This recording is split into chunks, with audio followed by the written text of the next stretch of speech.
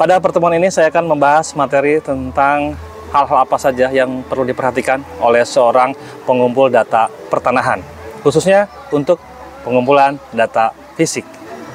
Yang pertama, seorang pengumpul data fisik perlu memahami bagaimana mengidentifikasi sebuah objek di lapangan sesuai dengan petunjuk atau juknis PTSL tahun 2023.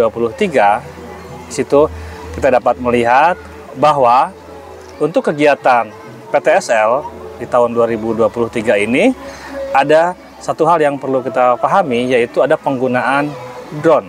Penggunaan drone di sini adalah untuk pembuatan petanya, sehingga petanya menggunakan peta hasil pengamatan drone untuk wilayah-wilayah yang memang belum ada peta dasarnya. Dan kemudian di dalam penggunaan peta drone ini juga ditetapkan standar untuk penggunaannya. Jadi tidak semua hasil pemotretan drone itu dipergunakan.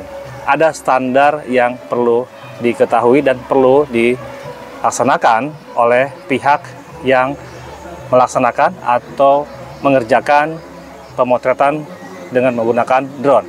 Karena peta ini akan digunakan sebagai peta dasar. Kemudian juga ada peta kerja. Nah, peta kerja ini untuk apa? Peta kerja ini akan digunakan oleh tim pengumpul data fisik dan juga tim pengumpul data yuridis yang akan mengidentifikasi objek bidang tanah yang ada di lapangan. Ketika di lapangan akan dilihat di sana bagaimana objeknya, di mana posisi batasnya untuk pengumpulan data fisik. Para pengumpul data pertanahan akan mendukung, membantu proses penunjukan di mana lokasinya, di mana batas bidang tanahnya. Kemudian juga bisa menunjukkan atau membantu kegiatan-kegiatan di dalam mendukung kegiatan atau pelaksanaan pengumpulan data fisik ini.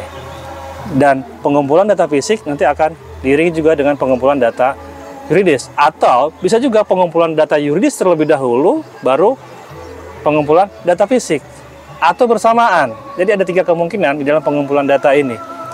Kemungkinan pertama adalah pengukuran terlebih dahulu. Setelah selesai pengukuran terlebih dahulu, maka nanti akan terbit peta bidang.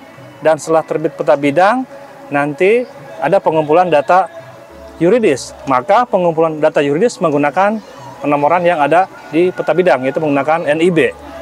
Kemudian bisa juga bersamaan yaitu dengan cara pengumpulan data fisik dan yuridis bersamaan, perjalanan seiringan. Dan juga menggunakan aplikasi yang kita gunakan dengan survei tanahku. Jadi dalam aplikasi survei tanahku itu dimungkinkan untuk pengumpulan data fisik dan juga data yuridis masuk ke dalam aplikasi itu untuk informasinya. Jadi pengukurannya menggunakan hasil dari peta dasar yang ada, kemudian diukur untuk objek-objek bidang tanah yang jelas posisi batasnya. Kemudian untuk yang belum jelas bisa digunakan dengan suplesi. Kemudian hasil pengumpulan data fisik ini juga nanti digabungkan dengan pengumpulan data yuridis yang bisa diupload dalam aplikasi ini.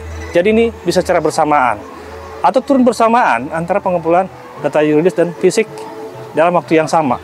Yang ketiga adalah tim yang turun terlebih dahulu adalah tim pengumpulan data yuridis terlebih dahulu, baru tim pengumpulan data fisik.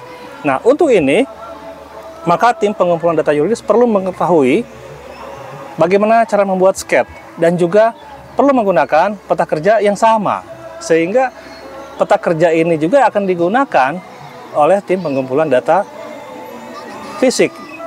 Dan untuk ini perlu ada nomor urut bidang atau nomor urut sementara mudahnya. Jadi ada nomor urut yang nanti disepakati bersama antara tim pengumpulan data fisik dengan tim pengumpulan data yuridis. Karena ketika penomorannya keliru, maka ketika akan digabungkan linknya tidak akan tercapai. Misal satu objek bidang tanah atas nama Budi misalnya, kemudian diberi nomor 1. Di sisi lain, di hasil pengumpulan data fisik atas nama Budi, NUB-nya nomornya 7. Nah, ini nggak akan ketemu.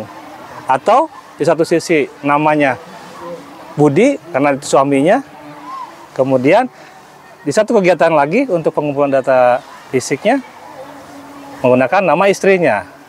Bisa juga terjadi kegiatannya adalah jumlah objek yang diukur sebanyak 700 bidang misalnya, tapi dalam pengumpulan data yuridisnya ada 750. Kenapa ini bisa terjadi? Nah, ini kan perlu ditelusuri. Ini kemungkinan ada pemecahan, tapi pemecahannya prosesnya adalah ketika setelah dilakukan kegiatan pengukuran atau sebaliknya. Maka tim pengumpulan data yuridis dan fisik sebaiknya jadi satu kesatuan di dalam melihat sebuah objek di lapangan dengan menggunakan peta kerja yang sama.